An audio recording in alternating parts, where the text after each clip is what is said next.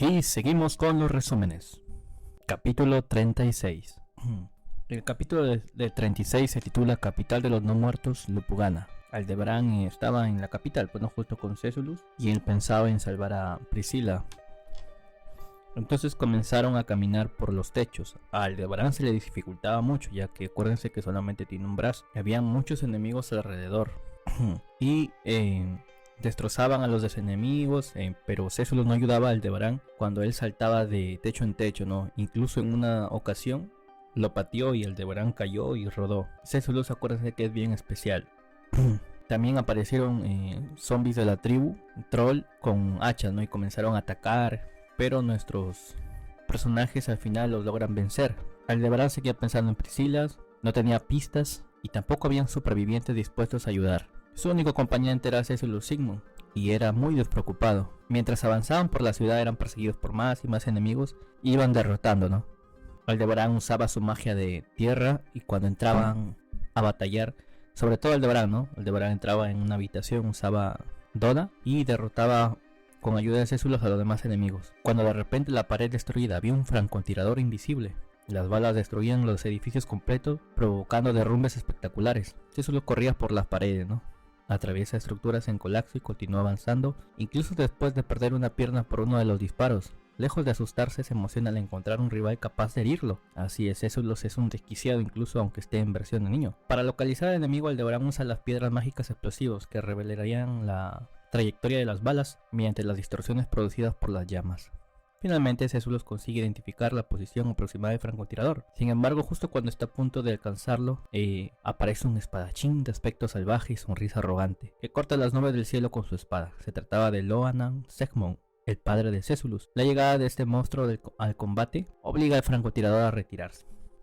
Los edificios estaban derrumbando violentamente. El padre de Césulus era poderoso, ojo. Sobre el tejado de un edificio lejano había un hombre sosteniendo una espada. Capítulo 37. Hora de presagiar. El hombre olfateó el aire y frunció el ceño inmediatamente. Tras el caos del enfrentamiento, de diferentes lados de la capital, no varios personajes habían terminado reuniéndose dentro de la devastada capital imperial. Ahí estaba Henkel, Astria. Explora edificios abandonados mientras observa escenas trágicas dejadas, ¿no? Por el avance de los no muertos. Familias enteras habían muerto, intentando protegerse mutuamente. El grupo estaba formado por Al, Césulus, Loanan y Henkel y Groby. Ellos intercambiaban información y durante la conversación se revela que Césulus fue transformado físicamente en un niño por las técnicas de Orvar. Así en pocas palabras la novela nos narra cómo se van reuniendo los demás personajes, ¿no? A pesar de que Césulus era un niño, seguía siendo uno de los combatientes más peligrosos del imperio. Obviamente había un gran intercambio de palabras entre Henkel y Aldebarán, ¿no? Henkel decía, así que Priscila ha sido capturada.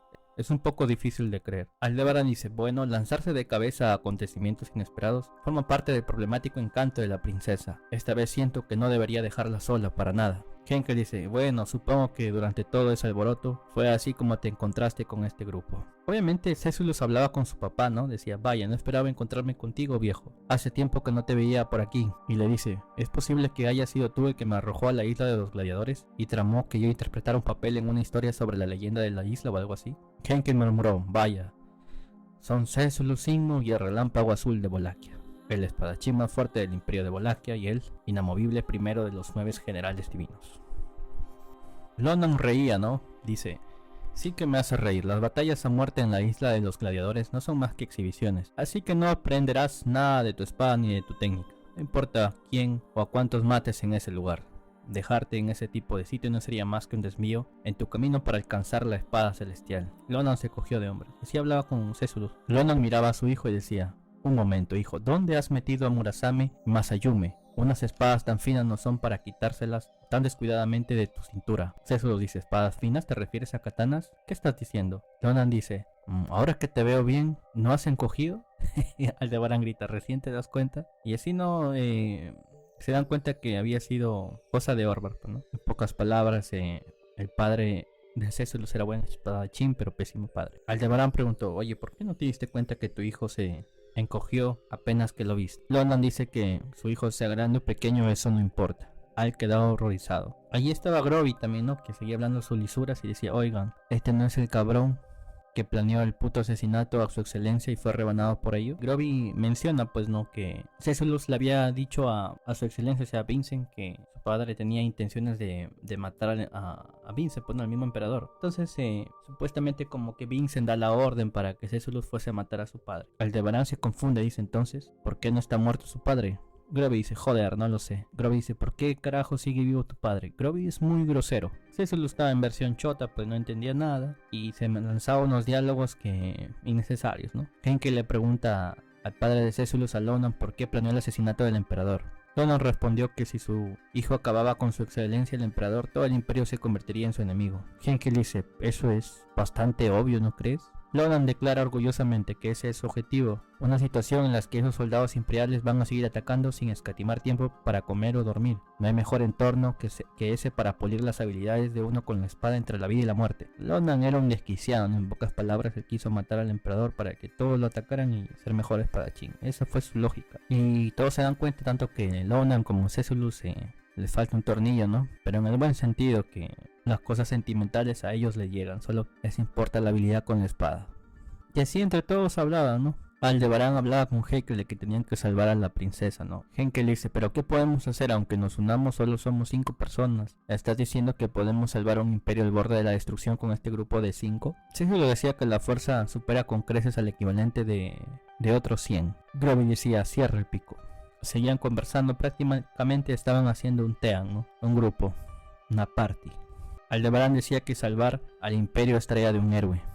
Y decía que tenían que hacer todo lo que ellos puedan y toda la cosa que esté a su alcance. Césulus dice, en otras palabras, es un presagio, ya que acuérdense que Césulus se cree el protagonista, ¿no? Capítulo 38, Lonan Sekmun. La historia nos revela que Lonan Sekmun era un Stargarse. Stargarse en un sentido distinto al cargo oficial del Imperio de Wallachia, al que Ulvig era uno de ellos. Había sido nombrado por primera vez por Vincent Wallachia, ¿no? Era un Stargarse en el sentido original de la expresión, dotado de un mandamiento que debía ser prioritario sobre cualquier otra cosa en su vida, un ser que renunciaría a todo con tal de cumplir su gran propósito. Eso era un Stargarse. La historia nos narra que el cargo oficial de Stargarse era para Ulvig, ¿no? Lonan Sekmun era una de esas personas dotadas de un mandamiento. La fuerza compulsiva que actuaba sobre una persona investida de un mandamiento, convirtiéndola así en un Stargarse. En pocas palabras, Lonan era bastante fuerte. Aunque Lonan Sekmun era un Stargarse, su mandamiento y obsesión lo ha guiado toda su vida a alcanzar la legendaria espada celestial.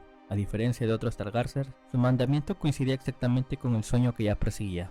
Lonan recorría las calles destruidas de la capital imperial cargando una calabaza llena de alcohol mientras canta despreocupadamente. Lejos de sentirse aterrado por la invasión de muertos vivientes, él disfruta mucho el caos, ya que considera que los tiempos turbulentos producen guerreros extraordinarios. Se nos narra en la historia, para resumir, ¿no? Que a pesar de que les faltaba un tornillo tanto a Césulus como Lonan, su padre, ellos se llevaban muy bien, ¿no? La historia nos narra que, incapaz de alcanzar la espada celestial, Lonan por sí mismo, Lonan depositó todas sus esperanzas en su hijo. Ahora desea recuperar las espadas legendarias de Césulus, la Masayume y la Murasame, porque cree que solo empuñándolas podrá alcanzar su máximo potencial. Capítulo 39. La risa del ilimitado. La historia profundiza en la naturaleza única de Césulus Sigmund. Mientras que la mayoría de los Stargasters viven encadenados a los mandamientos que reciben, Césulus parecía existir más allá de esas limitaciones. Desde niño escucha voces invisibles relacionadas con su destino, pero nunca ha permitido que controlen su vida. Junto a Aldebarán y Groby participan en una misión para sabotear las fortalezas que rodean la capital imperial. Para ocultarse utiliza piel de hombre lobo, la cual se conserva una protección divina capaz de esconder la presencia de quien lo utilice, ¿no? Mientras avanzan sigilosamente entre las ruinas, los callejones destruidos y edificios, algo cambia. Una maldición desconocida aparece como espinas grises que comienzan a rodear los corazones de todos los afectados. Aldebarán, Groby y Césulus perciben inmediatamente el peligro. Césulus obviamente siente emoción. Para él cada obstáculo es una oportunidad para demostrar su grandeza. Sin embargo, segundos después la maldición activa todo su poder y un dolor insoportable atraviesa su cuerpo. Ya el protagonismo recae en Henke Lastria, que a diferencia de los demás que son personajes importantes, se nos narra pues no que Henkel es alguien común que termina envuelto en situaciones imposibles. Siguiendo las instrucciones de Aldebarán, se dirige hacia uno de los bastiones que deben ser neutralizados, hacia el sur. Entonces al llegar descubre una amenaza aterradora: el gigantesco dragón blanco Mesoreia. Mesoreia dice: de acuerdo con la voz de mi querido hijo, me convertiré en el viento de los cielos celestiales.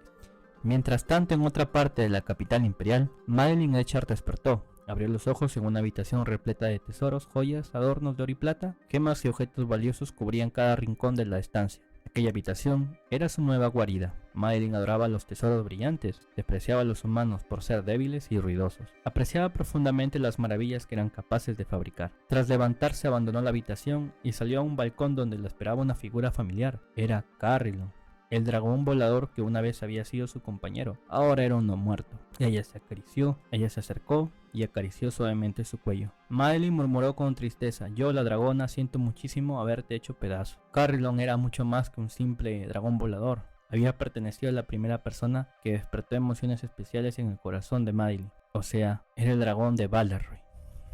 Se nos narra la historia de Madeline, ¿no? Que había vivido aislada en el mar de las nubes junto a Mesoreia. No conocía nada del mundo exterior ni sentía interés por él.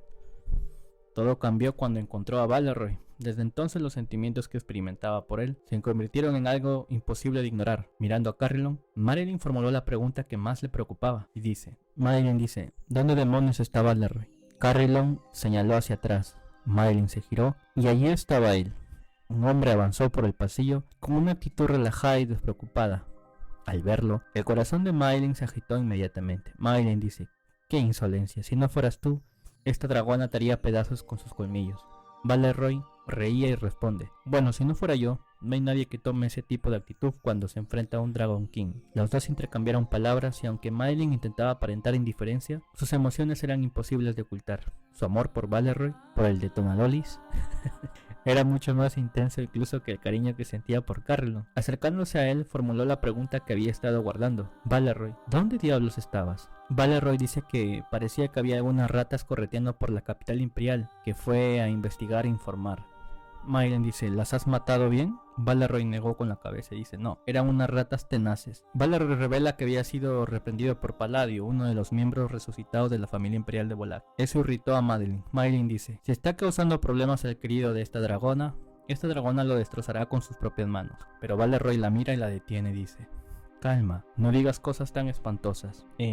La historia no dice pues que Palladio es una figura importante de los no muertos, ¿no? Madeline quería atacar a los no muertos y todo, ¿no? Pero Valeroy le dice que no es cuestión de ganar o perder. Valeroy responde que la libertad de los no muertos no está en manos de nadie, sino en nada más ni nada menos que de la bruja. Madeline comprendió la gravedad de la situación. Después de todo, Valeroy estaba muerto y había regresado a la vida. Era un no muerto. Y todo había sido obra de una bruja. Valeroy explica que, aunque él y Madeline derrotaran a casi cualquiera de los no muertos, solo son dos personas y un dragón volador. Palladio controla cientos o miles de soldados y no saben qué considera más útil la bruja, ¿no?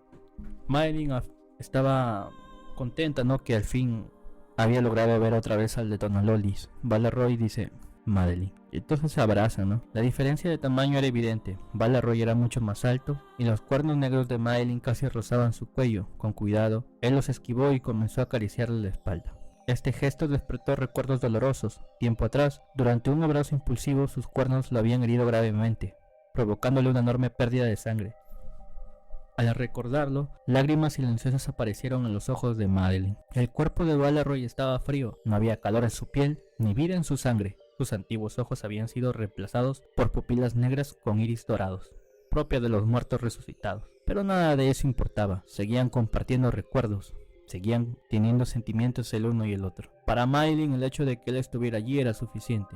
Madeline confesó con emoción, Valeroy está aquí conmigo, esa dragona no desea nada más. De repente los sentidos de Madeline se activaron, más exactamente eran los sentidos de Mesoreia, la Dragon Hus, vinculada a ella. Madeline sintió la presencia de enemigos que llegaban. Madeline dice, ya me voy Valeroy. Esta vez Valeroy le dice, te tengo, mientras no me llamen estaré a tu lado. Esta respuesta hizo sonreír a Madeline. Madeline confiaba plenamente en él. En ese momento el cuerpo de Madeline perdió las fuerzas, sus extremidades se volvieron pesadas y cayó hacia adelante. Valeroy la sostuvo antes que tocar el suelo, soportando con facilidad el peso de su pequeño cuerpo.